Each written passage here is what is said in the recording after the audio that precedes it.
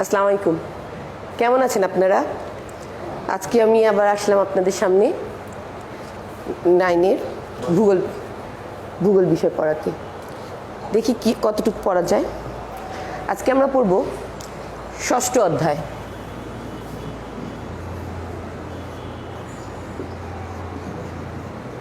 ষষ্ঠ অধ্যায় আছে বায়ুমণ্ডল বা হাইড্রোস্ফিয়ার। হাইড্রোস্ফিয়ারের হাইড্রো মানে বাড়ি আর স্ফিয়ার মানে মণ্ডল, বায়ুমণ্ডল। আমাদের এই পৃথিবীতে আমরা জানি 4 ভাগের 3 ভাগই পানি আর 1 ভাগ মাটি। এই পানি শুধু আমাদের এই যে জল মানে সমুদ্র, সাগর, মহাসাগর, নদী নালা ছাড়াও আরও জায়গায় আছে। এই পৃথিবীর পুরো পানিকে 3টে স্তরে দেখা যায় 3টে স্তরে থাকে। একটা হচ্ছে বায়ুমণ্ডলে, যা জলীয় বাষ্প হিসেবে থাকে। দ্বিতীয়টা হচ্ছে ভূপৃষ্ঠের উপরিভাগে, যা আমরা সাগর, মহাসাগর, নদী, নালা ইত্যাদিতে দেখতে পাই। 3 নম্বরটা হচ্ছে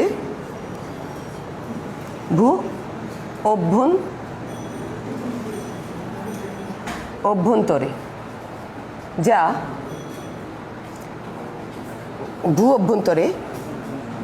যা অভ্যন্তরীণ পানি হিসেবে জমা থাকে।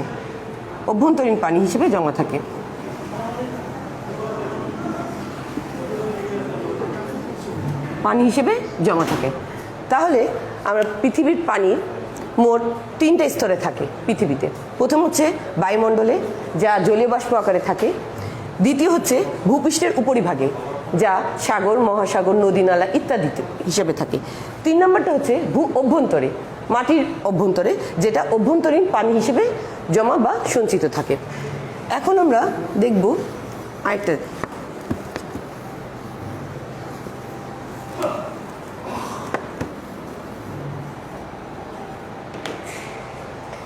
পৃথিবীর 3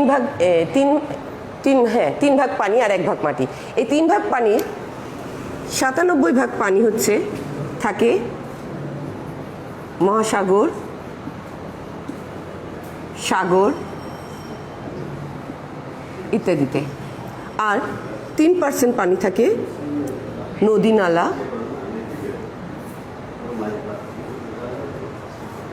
খাল, বিল ইত্যাদিতে।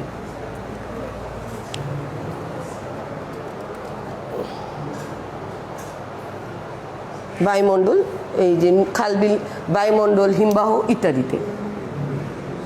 বায়ুমণ্ডলে থাকে জলীয় বাষ্প রূপে, আর হিমবাহ থাকে পর্বতপৃষ্ঠে। এইভাবে থাকে। এটা হচ্ছে আমাদের মোট পানির 100%। পৃথিবীর যে 100% পানি, তার 97 ভাগ থাকে সাগর, মহাসাগরে বা হ্রদে, যেই পানিটা হচ্ছে কি লবণাক্ত। আর বাকি 3% পানি, সেটা হচ্ছে নদী, নালা, খাল, বিল, বায়ুমণ্ডল, হিমবাহ ইত্যাদি হিসেবে থাকে, যেটা আমরা মিষ্টি পানি বা খাবার পানি হিসেবে পেয়ে থাকি।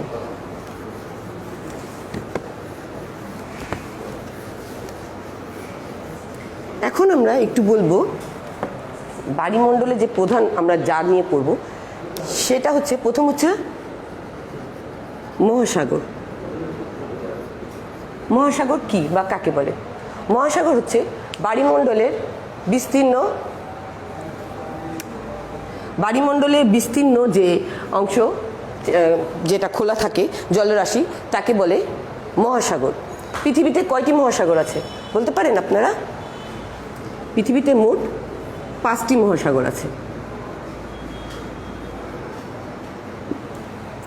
তারপরে আমরা মহাসাগরের পরে চলে যাব সাগর কাকে বলে। সাগর কাকে বলে? মহাসাগর অপেক্ষা ছোট আয়তন ভিত্তিক জল রাশিকে বলে সাগর, যেমন ভূমধ্য সাগর, লোহিত সাগর ইত্যাদি।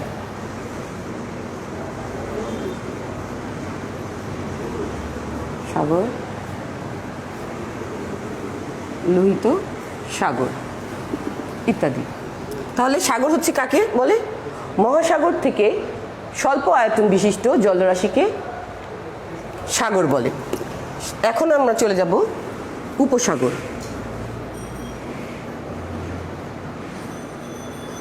উপসাগর কাকে বলে? তিন দিকে স্থলভাগ দ্বারা বেষ্টিত এবং এক ভাগ পানি, তাকে বলতেছে উপসাগর। তিন দিক স্থলভাগ দ্বারা বেষ্টিত এই যে জলরাশিকে বলতেছে উপসাগর বা বে অফ বেঙ্গল, যেমন আমাদের বঙ্গোপসাগর,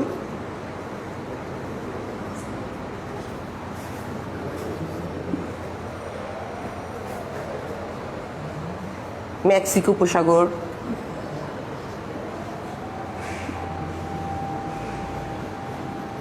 ইত্যাদি। এরপরে সাগর, মহাসাগর, উপসাগর। তারপরে চলে আসব হ্রদ। হ্রদ কাকে বলে বা হ্রদ কি?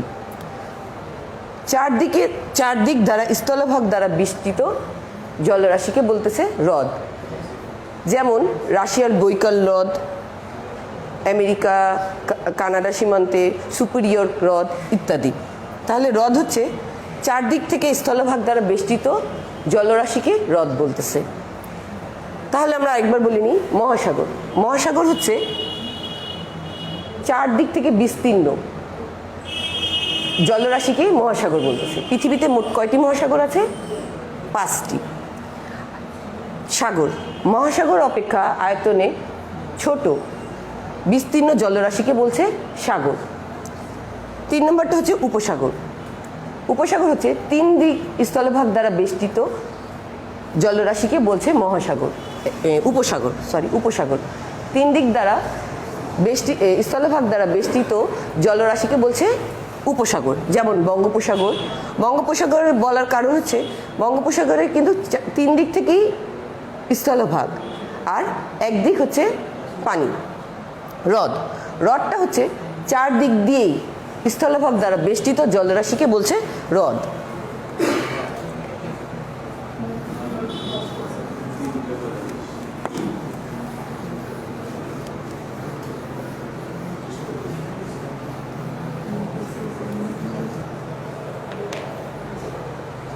এখন আমরা চলে যাব সমুদ্রের তলদেশের ভূমিরূপ।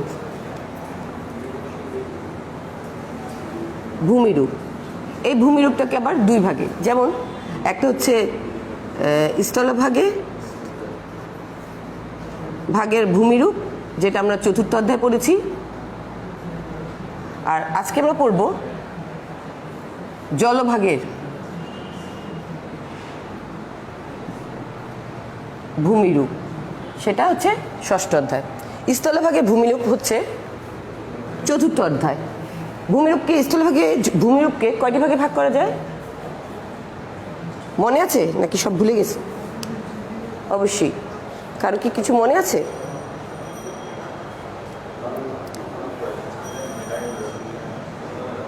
মনে নাই? স্থলভাগের ভূমিরূপকে 3টি ভাগে ভাগ করে। তা আজকে আমরা স্থলভাগের ভূমিরূপ না, আজকে আমরা জলভাগের ভূমিরূপকে পড়ব। জলভাগের ভূমিরূপকে 5টি ভাগে ভাগ করছে। 1 মহীসোপান, মহীঢাল, গভীর সমুদ্রের সমভূমি, গভীর সমুদ্র নিম্নজিত শৈলশিলা, একটা হচ্ছে গভীর সমুদ্র খাত। আমি একটা চিত্র আঁকি।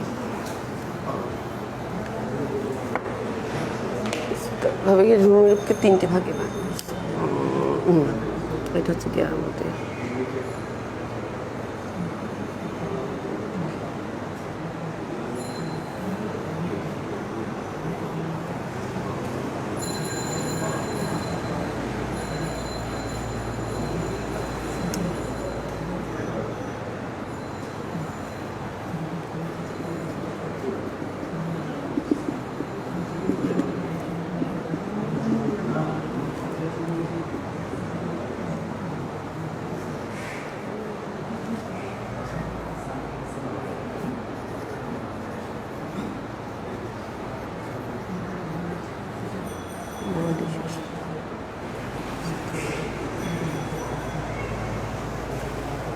এটা হচ্ছে আমাদের একটা সমুদ্রের সমভূমির একটা চিত্র।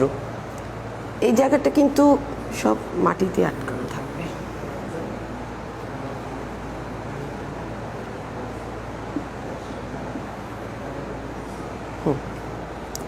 এটা হচ্ছে একটা সমুদ্রের সমভূমির চিত্র।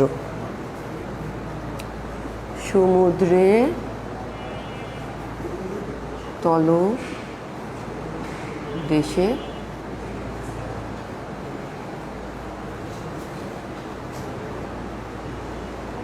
ভূমিরূপ চিত্র। সমুদ্রের তলদেশের ভূমিরূপ। এই তলদেশকে মোট 5টি ভাগে ভাগ করছে। প্রথম হচ্ছে মহীসোপান। মহীসোপান এই চিত্র দেখে বা তোমরা একটু বইয়ে 95 নম্বর পেজটা খুলে দেখো তো কিছু বলা বুঝতে পারছো কিনা। মহীসোপানটা কোথায় হতে পারে? মহীসোপান হচ্ছে মহাদেশীয় স্তর থেকে যখন সমুদ্রের মধ্যে প্রবেশ করবে তলদেশ, তখন সে প্রথম অংশটাকে বলতেছে মহীসোপান। মহীসোপান হচ্ছে সমুদ্রের শুরুর থেকে এখানে যে যত পর্যন্ত আমরা একটা সমুদ্র ইয়েতে কখনো কি গিয়েছি আমরা? যদি আমরা গিয়ে থাকি তাহলে আমরা দেখব যতটুকু পর্যন্ত খালি পায়ে নামা যায় সেই জিনিসটাকে বলতেছে মহীসোপান। এর গড় গভীরতা সমুদ্র না মহাদেশীয় পৃষ্ঠ থেকে 150 কিলোমিটারের বেশি না। এটাকে বলতেছে মহীসোপান। মহীসোপানের গভীরতা, মহীসোপানের প্রশস্ততা 70 কিলোমিটার। মহীসোপানের উপর অংশকে বলে উপকূলীয় ঢাল। উপকূলীয় ঢাল। এখন আমরা চলে যাব 2 নাম্বার। 2 নাম্বারটাকে কি বলছি আমরা?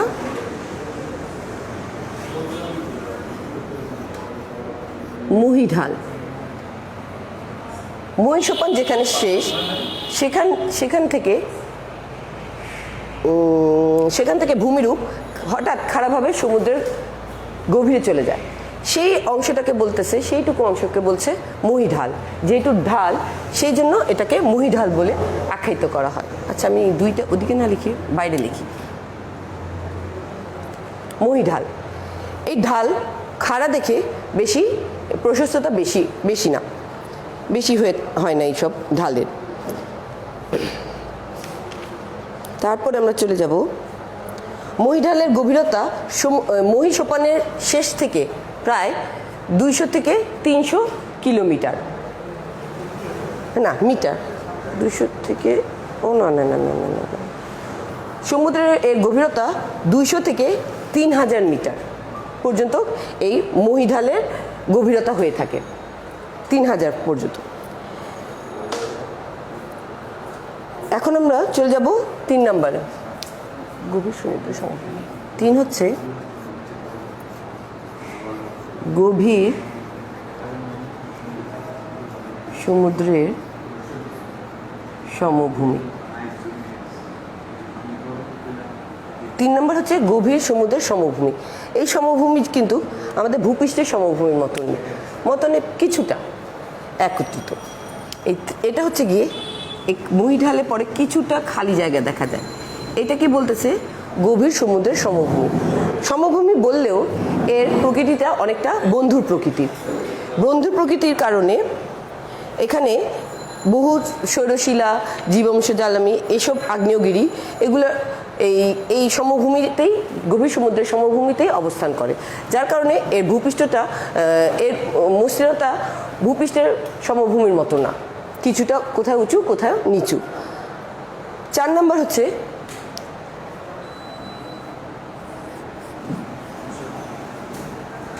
নিম্নজিত শিলা।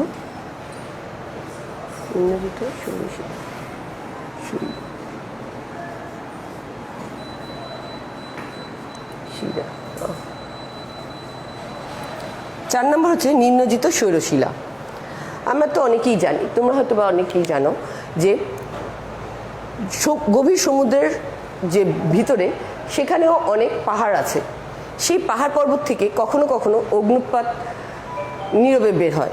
সেই অগ্নুৎপাত যখন জমা হয়, জমা হতে হতে হতে হতে দীর্ঘকাল জমা হতে হতে একটা উঁচু উঁচু মোচাকৃতির কিছু সৃষ্টি করে, যা পানির ভিতরেই থাকে, যেটা খালি চোখে দেখা যায় না। সেই সব অংশকে বলতেছে নিম্নজিত শৈলশিলা। শৈলশিলা, এই শৈলশিলাগুলা খালি চোখে দেখা যায় না। এর মধ্যে আটলান্টিক মহাসাগরে যে আটলান্টিক শৈলশিলা সবচেয়ে উল্লেখযোগ্য। আটলান্টিক মহাসাগরে বেশি শৈলশিলা দেখতে পাওয়া যায়। এখন আমরা চলে যাব 5 নম্বর ভাগে। 5 নম্বর হচ্ছে গভীর সমুদ্রে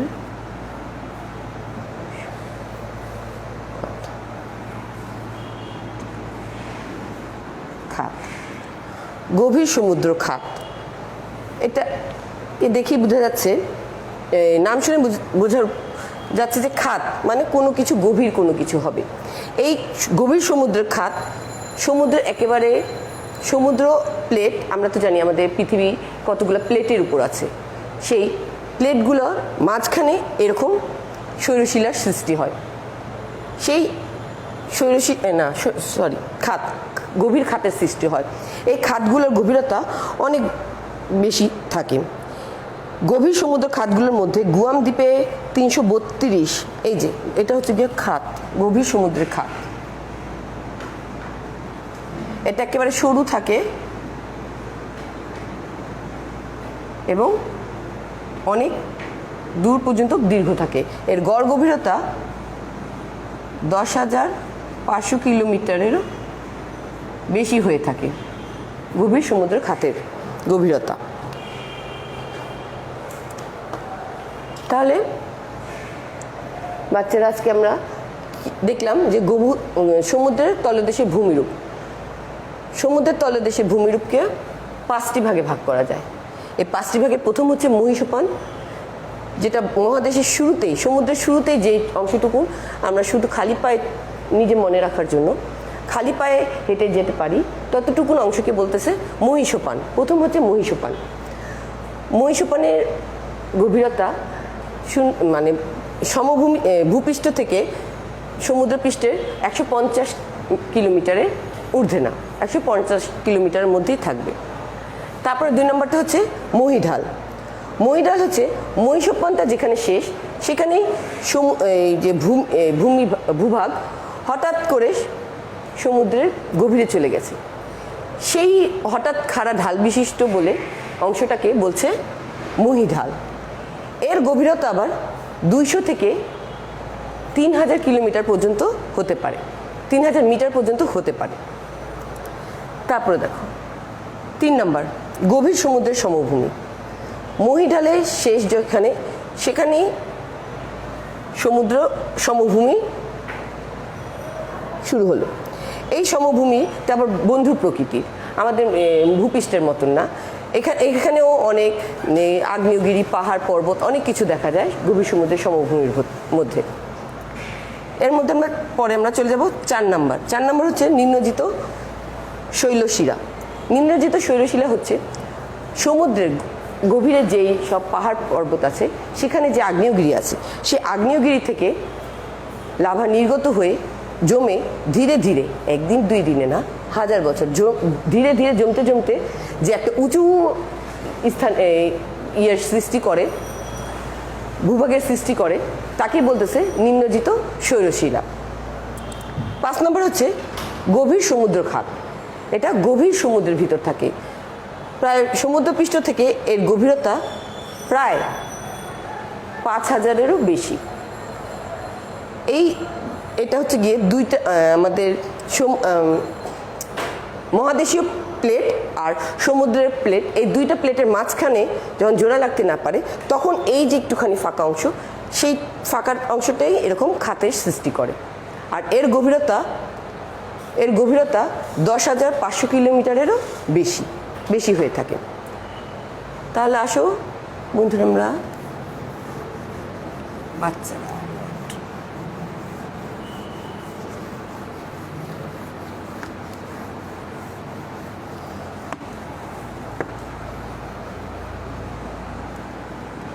এটা থাক। এখন আমরা চলে যাব সমুদ্র স্রোত। স্রোত স্রোত কাকে বলে এটা তো আমরা জানি, যে বিশাল জলরাশি সমুদ্রে বাতাস হোক বা যে কোনো বাধার কারণে সৃষ্টি হয় তাকে আমরা স্রোত বলছি। সমুদ্র স্রোত, সমুদ্র স্রোতকে বায়ুপ্রবাহ উপরিভাগ, সমুদ্র স্রোতের প্রধান কারণই হচ্ছে বায়ুপ্রবাহ।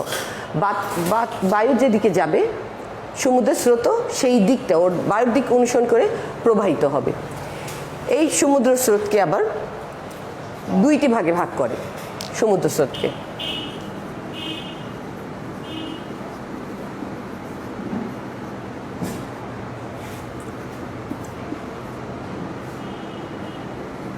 দুইটি ভাগে ভাগ করে সমুদ্র স্রোত। একটা হচ্ছে উষ্ণ সমুদ্র স্রোত,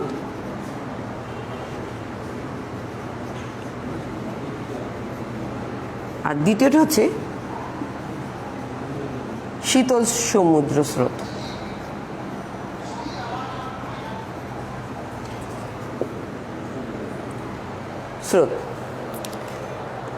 এখন আমরা উষ্ণ সমুদ্র স্রোত কাকে বল একটু দেখিনি। নিরক্ষীয় অঞ্চলের তাপমাত্রা বেশি, এটা তো আমরা সবাই জানি। নিরক্ষীয় অঞ্চলটা তো জানো কোথায়, আমরা যদি একটু বইটা দেখি, বাচ্চারা দেখো 97 পেজে একটা চিত্র দেওয়া আছে। সেই চিত্রে তোমরা দেখো, দেখলে বুঝতে পারবা নিরক্ষীয় রেখাটা কোথায়। নিরক্ষীয় রেখাটা কোথায়? 0 ডিগ্রি। এই 0 ডিগ্রি নিরক্ষীয় অঞ্চল। এই নিরক্ষীয় অঞ্চলে তাপমাত্রা বেশি হওয়ার কারণে জলরাশি হালকা হয় এবং হালকা জলরাশি সমুদ্র পৃষ্ঠের উপরে পৃষ্ঠপ্রবাহ রূপে শীতল মেরু অঞ্চলের দিকে প্রবাহিত হয়। একে উষ্ণ স্রোত বলে। উষ্ণ স্রোত মানে অধিক গরমের কারণে পানি যখন সব বাষ্পীভূত হয়ে যায় তখন গরমে হালকা হয়ে সেটা পৃষ্ঠপ্রবাহ রূপে শীতল মেরু প্রবাহের দিকে প্রবাহিত হয়। আর ঠিক এটার বিপরীত হচ্ছে শীতল সমুদ্র স্রোত। এটা মেরু অঞ্চলে শীতল এবং ভারী জলরাশির সঙ্গে অন্তঃপ্রবাহ রূপে এই শীতল সমুদ্র স্রোত প্রবাহিত হয়ে থাকে। তাহলে সমুদ্র স্রোতকে কয়টি ভাগে ভাগ করছে? দুইটি ভাগে। একটা হচ্ছে উষ্ণ সমুদ্র স্রোত, একটা হচ্ছে শীতল সমুদ্র স্রোত।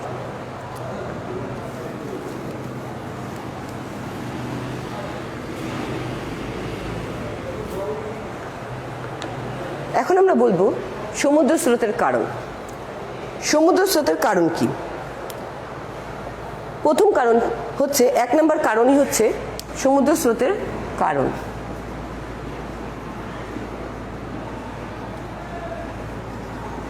প্রথম এবং প্রধান কারণ হচ্ছে নিয়ত বায়ুপ্রবাহ। আমরা প্রথমে বলেছি সমুদ্র স্রোত বায়ু প্রবাহের দিককে অনুসরণ করে। এখন যদি বায়ু প্রবাহিত না হয় সেই অংশে কি সমুদ্র স্রোত বা স্রোতের সৃষ্টি হবে? হবে না। এই জন্য 1 নম্বর কারণ হচ্ছে নিয়ত বায়ুপ্রবাহ। বায়ুপ্রবাহের কারণেই স্রোতের সৃষ্টি। 2 নম্বর হচ্ছে পৃথিবীর গতি।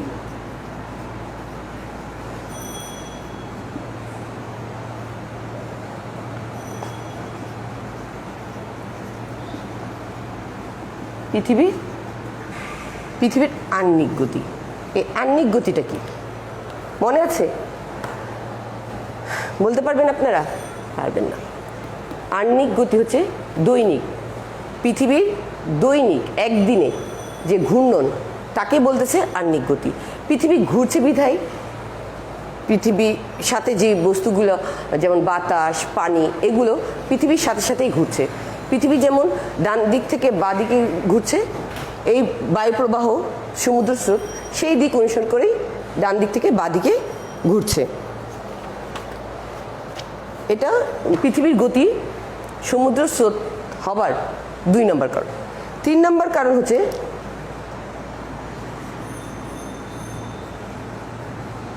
সমুদ্র জলের তাপমাত্রার পার্থক্য।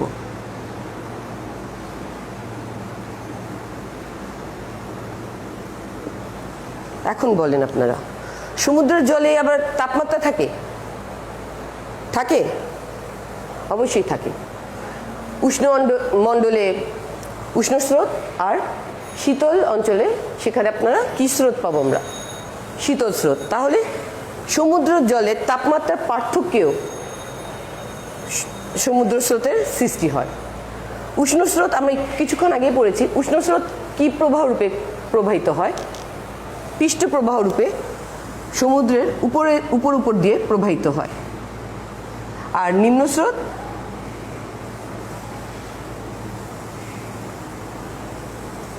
শীতল স্রোত বা ভারী স্রোত। ভারী বলেই এটা নিচের দিকে প্রবাহিত হয়। এই কারণেও সমুদ্র স্রোতের সৃষ্টি হয়ে থাকে।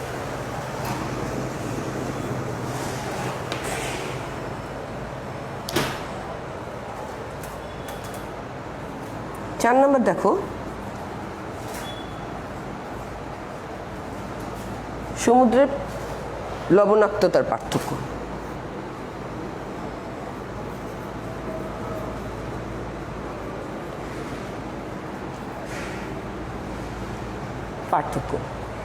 লবণাক্ততার পার্থক্য।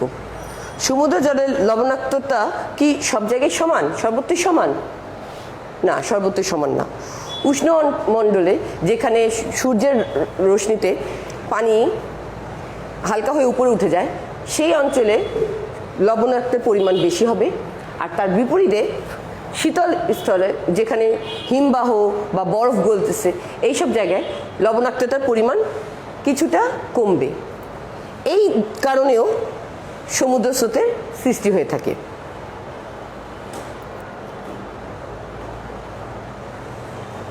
আর আরেকটা কারণ হচ্ছে ভূখণ্ডের অবস্থান।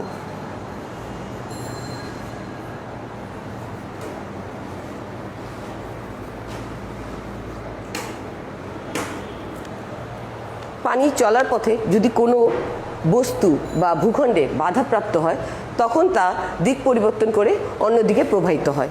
এই কারণেও সমুদ্র স্রোতের সৃষ্টি হয়।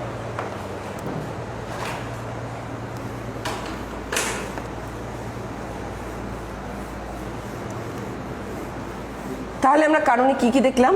সমুদ্র স্রোতের কারণ এক নম্বর হচ্ছে বায়ু প্রবাহ। নিয়ত বায়ু প্রবাহের কারণে সমুদ্র স্রোতের সৃষ্টি হয়। দুই নম্বর হচ্ছে পৃথিবীর আহ্নিক গতির কারণে। পৃথিবীর আহ্নিক গতির কারণেও সমুদ্র স্রোতের সৃষ্টি হয়ে থাকে। তিন নম্বর পড়লাম সমুদ্র জলের তাপমাত্রার পার্থক্য। সমুদ্র জলের তাপমাত্রার পার্থক্য, সমুদ্রের পানি তাপমাত্রা পার্থক্যের জন্য সমুদ্র স্রোতের সৃষ্টি হয়ে থাকে।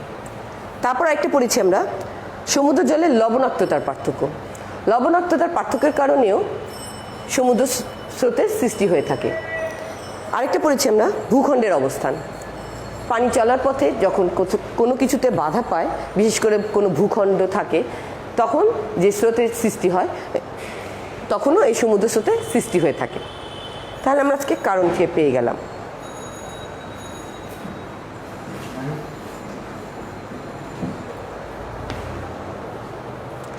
তাহলে আমরা এখন সমুদ্র স্রোতের প্রভাবটা একটু দেখে নিই। প্রভাব মানে সমুদ্র স্রোতের কারণে কি কি হয়ে থাকে। আচ্ছা, প্রভাবটার মধ্যে অনেক কিছু আছে, যেমন উষ্ণ স্রোতের প্রভাবে কোনো শীতল অঞ্চলের দেশগুলা এই সমুদ্র স্রোতের কারণে গরম গরম থাকে। তারপরে পরিবহন ও যোগাযোগ ব্যবস্থার জন্য স্রোত অনেক উপকার করে। বায়ুর উপরেও এই সমুদ্র বায়ু স্রোতগুলো প্রভাব বিস্তার করে। তাহলে এখানে আমরা বইয়ের মধ্যে আরও অনেকগুলো কারণ আমরা দেখতে পাচ্ছি, প্রভাব দেখতে পাচ্ছি। সেগুলো হচ্ছে কুয়াশা ও ঝড়ঝঞ্ঝার সৃষ্টি করে। উষ্ণ স্রোত আর শীতল স্রোত যেই স্থানে মিলিত হবে সেখানে কুয়াশার সৃষ্টি হবে এবং ঝড় বাদলেরও সৃষ্টি হয়ে থাকে। তারপরে আমরা চলে যাব মৎস্য ব্যবসা। এখন আমরা বাচ্চারা, আজকে আমাদের সময় শেষ, এইটুকুনি আমরা আজকে পড়তে পারবো। এই কারণে আমরা আর অল্প একটুই রয়ে গেছে, সেটা আশা করি আপনারা একটু কষ্ট করে পড়ে নেবেন। আর আপনাদের হোমওয়ার্ক বা পড়া থাকবে অনুশীলনী প্রশ্নগুলো, বাকি এগুলো আপনারা একটু পড়বেন, কিছু কিছু দেখে নেবেন। ভালো থাকবেন, দেখা হবে। আসসালামু আলাইকুম।